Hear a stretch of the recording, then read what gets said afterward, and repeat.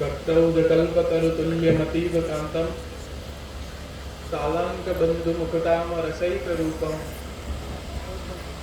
तैलं तल्लजमनल्पतरप्रतापम् इल्लन्मगारुतनयं कलयामि चित्ते।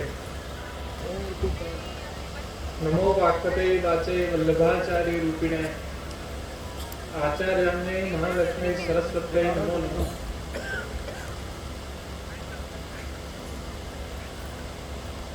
परोक्ष रूपे मंचस्थ विराजमान બધા જ વડા સૌપસ્થિત કલાકાર વૃંદ, વિદ્વત્ગણ, ઉપસ્થિત ભાવિક વૈષ્ણવજન અને ખાસ કરીને અમારા ઇન્ડિયા પાકિસ્તાનની મેચના મહાસભાના ભગવદીય વૈષ્ણવજન,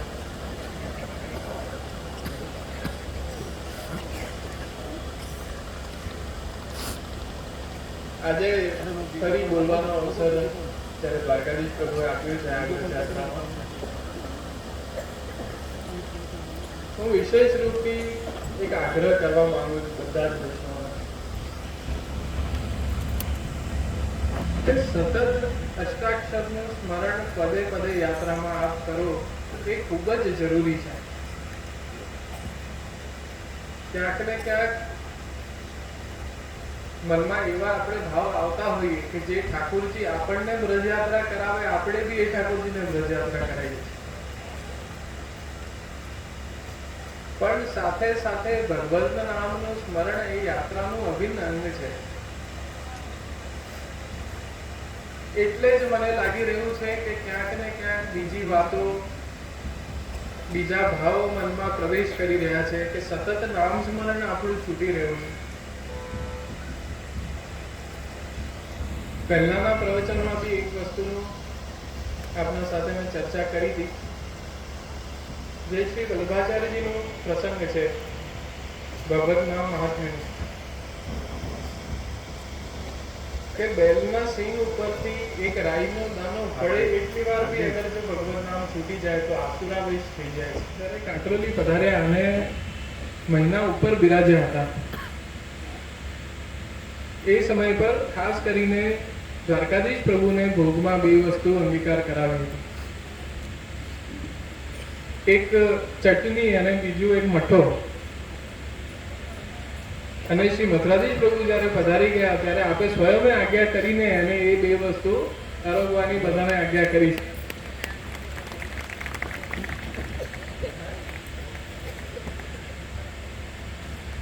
શ્રી પ્રભુએ એવી આજ્ઞા કરી છે કે મને ટેવ પડી ગઈ છે, મને હવેથી રોજે જોઈશે આ બે વસ્તુ. એટલે વધારે ના કહેતા ઘણા બધા બિરાજમાન છે શ્રી પ્રભુના અને બળે તાજીઓના વડાઓના ચરણોમાં વંદન કરીને હું મિલન મામાશ્રીને વિનંતી કરું છું કે એમના વચનામૃતથી બધાને લાભાન્વિત કરે. મિલન મહારાજશ્રીને માલાજી અર્પણ કરશે. શ્રી વિજયભાઈ શાહ પેટલાદ સાત સ્વરૂપની હવેલીના કાર્યકર્તા શ્રી વિજયભાઈ શાહ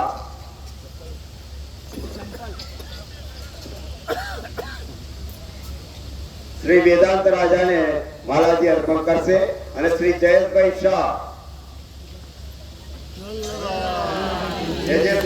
સેવક જયેશભાઈ શાહ શ્રી સિદ્ધાર્થ રાજાને પણ માલાજી અર્પણ કરશે.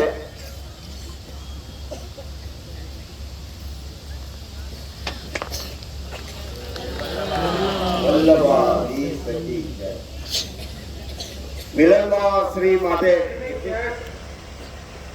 વ્રજની હવાઓમાં અમને જોવા મળી રહ્યું છે અને મારું ખાસ અનુરોધ એ છે કે આપ બધા જ ભગવદ નામનું એટલું જ ઉચ્ચારણ કરીને આ યાત્રાને સાર્થક બનાવજો.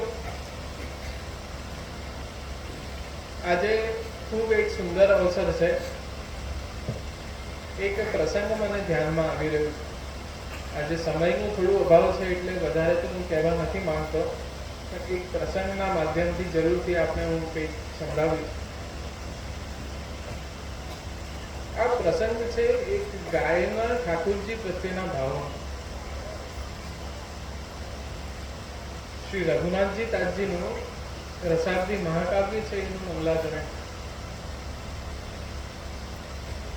નવમી શ્રી કૃષ્ણ દેવમ તમભિમતમધુ નલ્પ સંકલ્પ જલ્પાદ અશ્માન્ય સૂત વાતસ્થલે ધનકૃતા પાય વર્ષામ મઘોનઃ ઉત્કંપ સ્તબ્ધો કંઠોન મુખગલિત તનુ ગ્રીવ મુક્તાશ્રુ ઓષ્ઠમ વિશ્વમ સ્વમ પાતુ કામશ્ચિર મુકરી દધે સર્વતઃ પર્વતમ્યઃ. અર્થાત જ્યારે ઇન્દ્રનો પ્રકોપ વ્રજ પર વરસ્યો એ સમયની વ્રજની એક ગૌશાલાનું આ આખું સીન છે કે ત્યાં ગાય અને એનું વાછડું એ બંને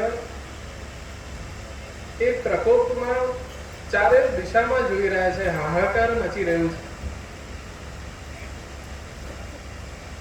વૃક્ષ, લતા, પતા, જીવ, પશુ, પક્ષી બધા જ જલમગ્ન થઈ રહ્યા છે.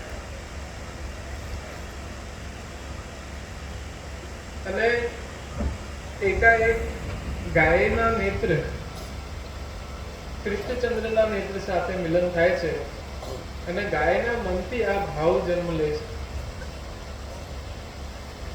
કે મારા સાથેની બધી ગાયો, મારી ગૌશાલા બધું પાણીમાં વહી ગયું છે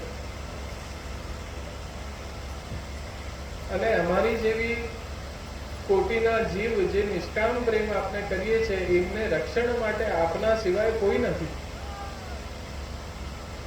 એટલે ગાય આમ પાછળ જોઈને અને પ્રભુ તરફ અશ્રુપાત કરે છે. તો ઠાકોરજીને ગૈયા એ સૌથી પ્રિય વસ્તુ છે. ગૈયાને અશ્રુપાત કરતા જોઈને શ્રી પ્રભુ આ પ્રતિજ્ઞા કરે છે કે તસ્માન મચ્છરણમ ગોષ્ઠમ મન્નાથમ પદ પરિગ્રહમ गोपाये स्वात्म योगेन सोयमेव व्रताहितः. मारूंगा और का उम्र भर ये मैंने किसी से नहीं खुद से वादा किया है. तो श्री विनोद कुमार जी महाराज श्री वचनामृत एमनी वाणी નો યાદ આપશે.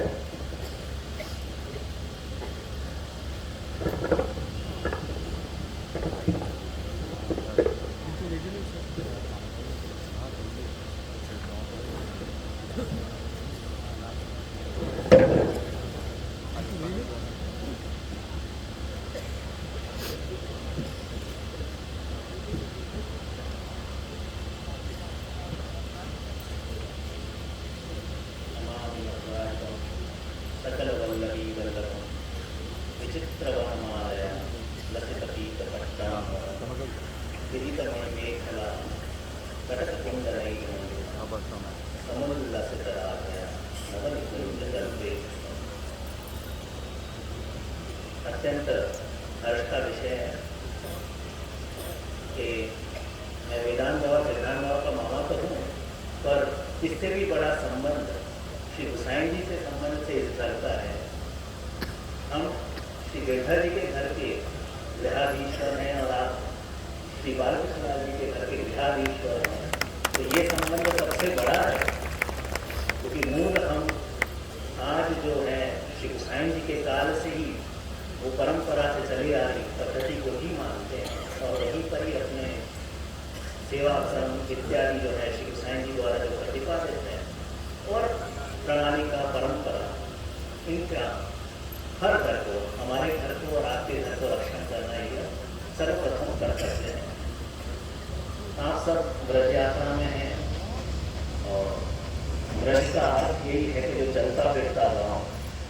तो ये जो ब्रज के दर्शन हो रहे हैं, ब्रज भक्तों के दर्शन हो रहे हैं, ये आप सबके अंदर ही हो रहे हैं क्योंकि ये चलता फिरता गांव जो है वही ब्रज है. और ऐसी ठाकुर भी किसी प्रकार की आपका भी जो ब्रज है वो चलता फिरता था.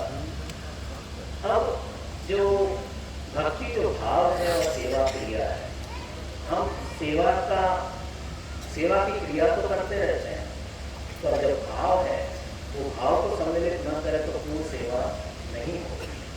तो ब्रज में आके आप पुनः आप आपकी लीला की स्थली के दर्शन करते हैं, आप आनंद लेते हैं, और जैसे श्रीमद् भागवत जी ने आज्ञा करी है, हमारे श्री आचार्य चरण ने आज्ञा करी है, ऐसे लीलाओं के आपको दर्शन होते भी होंगे और हुए भी होंगे। और वो के दर्शन होने के बाद जब आप भगवत सेवा में आप आनंद लेते हैं, तब पूर्णानंद की प्राप्ति होती है। वस्तुतः यह देखा जाए तो ब्रज ऐसी स्थली है जहाँ के रज में भी कण कण में भी ठाकुर जी बसते हैं, इसीलिए हम ब्रज के रज की चरणामृत के रूप में लेते हैं। और यहाँ ठाकुर जी ने साक्षात लीला करी है। हमारे श्री मथुराधीश प्रभु भी यही ब्रज में करते हैं। कर्णावर में आप जब करारा टूटा और 7 तार जितने लंबे आपका स्वरूप चढ़ता, तब रंगनाथदास जी ने श्री महाप्रभु जी से विनती करी कि आज के युग में इतने बड़े स्वरूप की सेवा कैसे हो सकती है।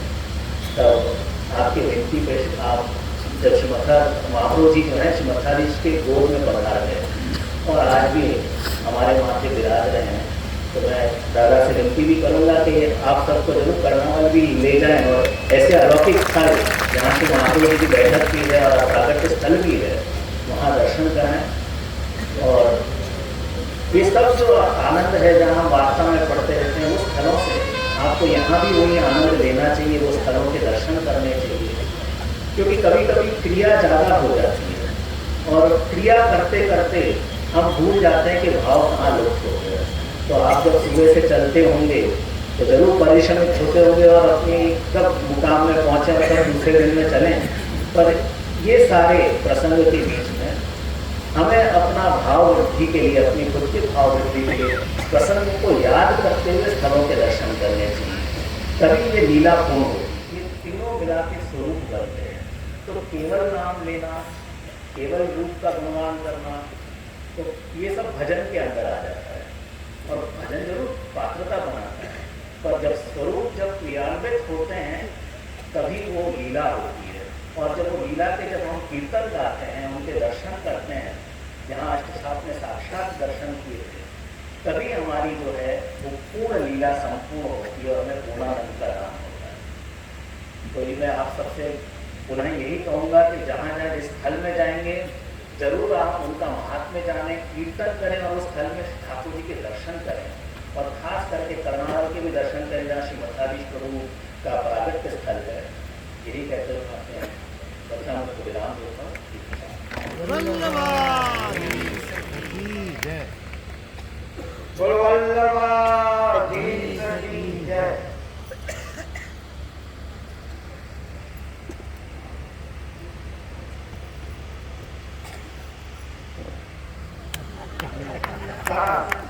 આપણા સૌના આનંદ વચ્ચે રસોલ્લાસ વચ્ચે પૂજ્ય સરકાર શ્રી પણ આપણને સૌને એમના વચનામૃતનો લાભ આપે.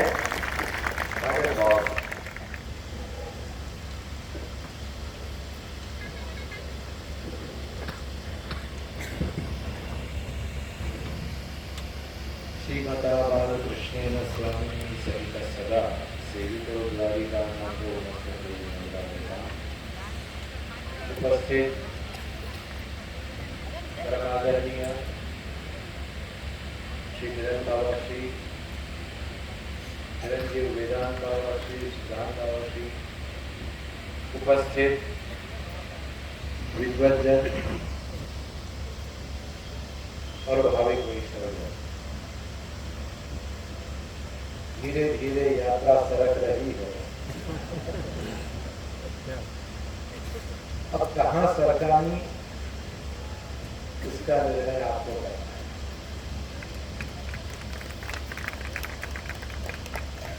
बरसाना और बरसाने से नंदगांव धीरे धीरे यात्रा आगे बढ़ रही है, लेकिन उस यात्रा में कुछ प्रसंग बहुत ही सुंदर बने हैं। और उसमें आज का प्रसंग श्रीनाथ जी की जो पीठिका है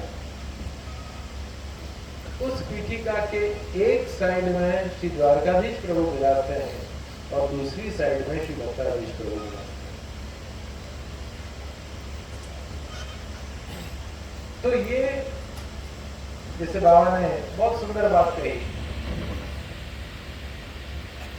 कि आज से नहीं, गोसाई जी से, श्री महाप्रभु जी से, श्री गोपीनाथ जी से पूरी परंपरा चली आ रही है।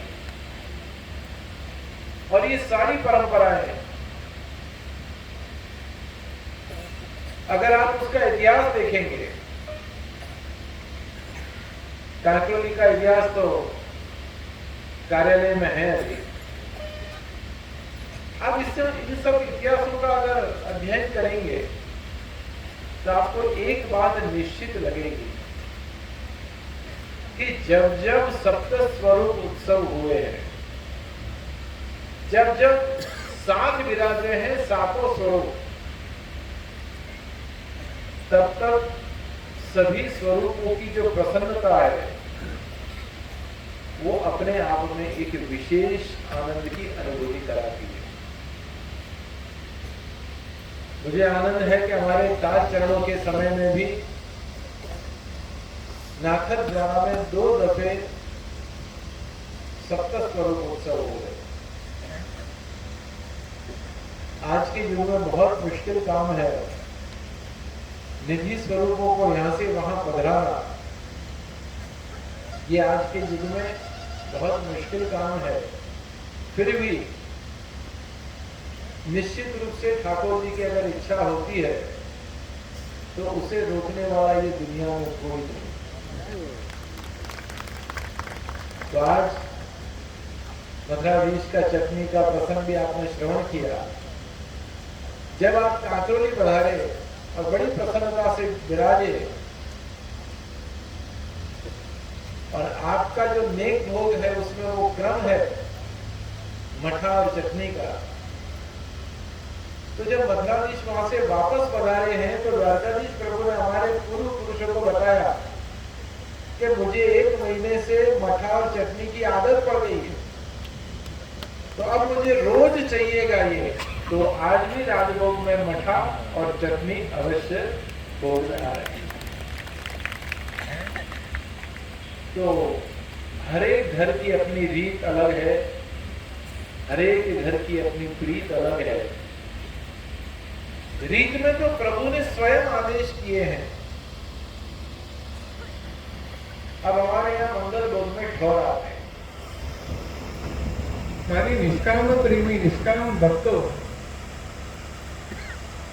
મને અતિ પ્રિય જે છે આ ગૈયા,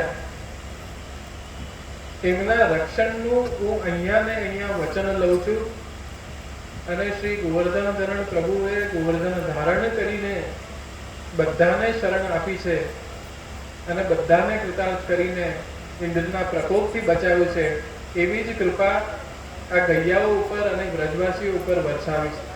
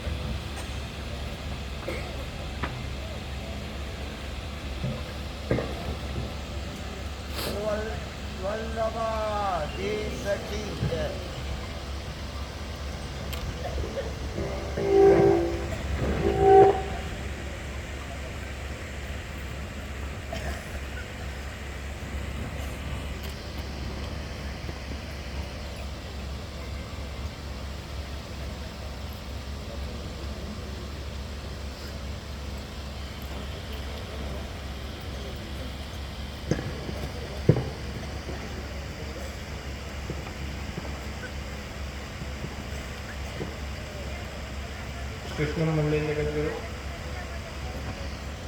તો એક પ્રસંગ જે ચાલતો હતો, જ્યારે આપણે પ્રતિજ્ઞા કરી છે કે મારી ગૈયાનું અને મારા વ્રજભક્તોનું રક્ષણ કરીશ. ત્યારે આપણે હમણાં જ બરસાનાનું મુકામ ક્રોસ કર્યું છે અને શ્રી રાધા રાણીના ચરણની રજ આપણા મસ્તક પર આપણે ધારણ કરીને આગળ બરસાનાની છોરી જોઈને નંદગામના છોરાના દર્શન કરવા આવ્યા છે.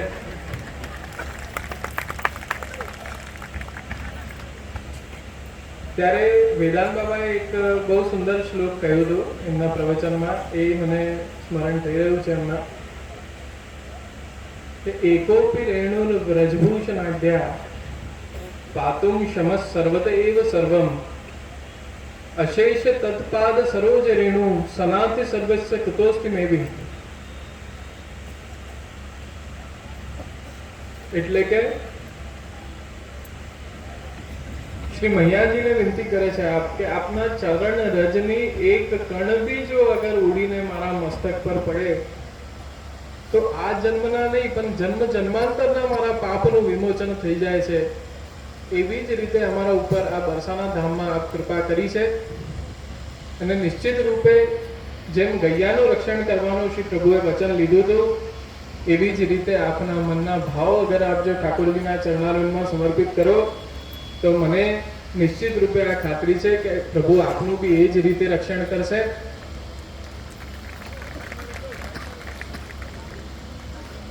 આજે સવારે ખૂબ સરસ નંદ મહોત્સવનો આનંદ આપણે લીધું, તો ક્યાંક ને ક્યાંક મનમાં બિરાજતા કૃષ્ણચંદ્રનું બી એક પ્રાદુર્ભાવ આજે થયું છે. અને દર વખતે દરેક વખત જ્યારે પ્રભુના પલ્લામાં આપણે દર્શન કરીએ છીએ ત્યારે એમનો પ્રાદુર્ભાવ મનમાં થાય છે. તો વ્રજયાત્રામાં આપણે જ્યારે જોડાયા છે તો કલ્યાણ કાકાજીએ બહુ સુંદર એ દિવસે વાત કરી કે ચરવિત ચરવણ જેવી રીતે ગૈયા કરે છે એવી જ રીતે એક દિવસમાં અનુભવ થયેલી બધી જ ભાવનાઓનું, બધા જ સ્થાનના મહાત્મ્યનું અને બધા જ સ્વરૂપોનું અગર જો સંસ્મરણ આપણે ઊંઘતા સમય પર કરીને જો ઊંઘીએ તો એ ખરેખર હૃદયાભિરૂઢ સ્વરૂપ થઈ જાય છે.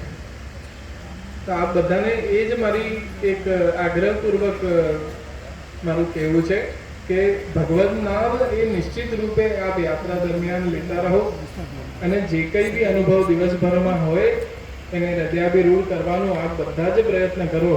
અને શ્રી પ્રભુ એવી રીતે જ નંદગામ ધામમાં બી આપનું એવી જ રીતે જ પોષણ કરતા રહે, એવી જ રીતે રક્ષણ કરતા રહે ને એવી જ રીતે કૃતાર્થ કરતા રહે, એ જ મારી અભિલાષા છે. આજે બહુ એક ખાસ મોકો છે. અમારા મામાજી એટલે મિલન બાવાશ્રી અહીંયા પધાર્યા છે.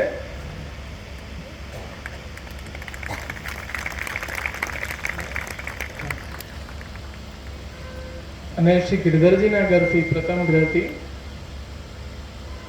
આપ યુવરાજનું સ્થાન ધરાવે છે. આજે મને બહુ એક વિશેષ પ્રસંગ ધ્યાન આવી રહ્યો છે. इतना जरा और इतना बड़ा. अब आप विचार करो कि बालक सुबह जल्दी जगे और इतना ज्यादा घोर बुखार में आप कैसे डरते हो. हमारे ताजियों ने पूछा ठाकुर जी से कि कृपानाथ ये तो आपसे उठतो भी नहीं हो, इतना बड़ा उठाव है, तो आप ये आरोगेंगे कैसे. तो ठाकुर जी बहुत सुंदर आज्ञा की कि मुझे तो ये ही पसंद है. હવે જ્યારે ઠાકોર जी ने जो पसंद हो, जब प्रभु को ही पसंद हो तो आप और मैं उसमें कुछ नहीं कर सकते. तो આજના आ दिवसे, आज के इस महत्व के दिन में मैं इतना ही कहूंगा. बाबा पधारे, हमारी पूरी परंपरा को बहुत ही प्रसन्नता हुई कि आप यहाँ पधारे. बहुत बहुत प्रसंग जुड़े हुए हैं प्रथम पीठ से, अनेक विध प्रसंग जुड़े हुए हैं. पूज्य प्रथमेश जी महाराज जी ने गोस्वामी परिषद की मीटिंग चल रही थी और मैं पूज्य पितृचरण का बैग लेकर वहां बैठा था, सब कागजों के बैग लेकर मैं बैठा था। अब उस मीटिंग में मेरा कोई अस्तित्व नहीं था उस समय, लेकिन ब्रह्मेश जी महाराज जी की नजर इतनी तगड़ी थी, उन्होंने मुझको बुलाया और कहा कि क्या कर रहे हो आजकल? मैं खा रहा हूँ, पी रहा हूँ, लहर कर रहा हूँ। अब इतने बड़े आचार्य के सामने क्या जवाब देना, उस समय हमको ये भी होश नहीं था। ये मैंने उनको जवाब दिया, तो क्या आपसे परिषद का काम भी संभालना है और घर के काम में भी ध्यान देना शुरू करो। और मुझे आनंद है कि हमारे पितृचरण ने उनकी बात को माना और धीरे धीरे व्यवस्था में, सेवा में, स्मरण में, चिंतन में आगे से आगे प्रवेश करवाना प्रारंभ किया। बहुत बहुत कहानियां, बहुत बहुत वार्तालाप, बहुत बहुत प्रसंग आपके परिवार से जुड़े हुए हैं। मैं आज वास्तव में बहुत प्रसन्न हूं कि आप ब्रज यात्रा में पधारे और इतने वैष्णवों के संग साक्षात्कार किया। अभी एक बहन बात कर रहे थे कि पुष्टि मार्ग के सभी स्वरूप बहुत स्वरूप हुआ है। दो बहन बातें कर रही, तो मुझे मन में विचार आया कि 3 कुल हैं, रघुकुल, यदुकुल और वल्लभ। आप अगर प्रतिभा देखेंगे तो ये तीनों कुल में विद्यमान। 1.25 लाख ग्रंथकार पुरुषोत्तम जी। अब आप विचार करिए कि एक जीवन में 1.25 लाख ग्रंथों का रचना करना, ये अपने आप में कितनी बड़ी बात। और आज हम छाती ठोक के कह सकते हैं कि जितना साहित्य पुष्टि संप्रदाय के पास है, शायद इस जगत के किसी धर्म के पास इतना साहित्य नहीं होगा। लेकिन एक गड़बड़ बहुत बड़ी होगी कि केजी के स्टूडेंट के पास पीएचडी की पुस्तक पहुंच गई और पीएचडी के व्यक्ति के पास फर्स्ट ईयर की पुस्तक पहुंच गई। ये पुस्तकों ने बड़ी गड़बड़ की। तो मैं तो आपसे यही कहूंगा कि सेवा कृति गुरु आज्ञा है, ऐसे ही वांचन में भी अपने गुरु का मार्गदर्शन लेकर ही ग्रंथों का वांचन करें, जिससे कि इस युग में भी अपना जीवन सफल करें। मैं गूगल गुरु को मानता तो हूं, लेकिन थोड़े परसेंटेज कम देता हूं। आजकल व्हाट्सएप पर ऐसी ऐसी बातें आती हैं। थोड़े दिन पहले मैंने देखा था कि द्वारकाधीश प्रभु ने हमेशा हमेशा सफेद गुंजा जावे,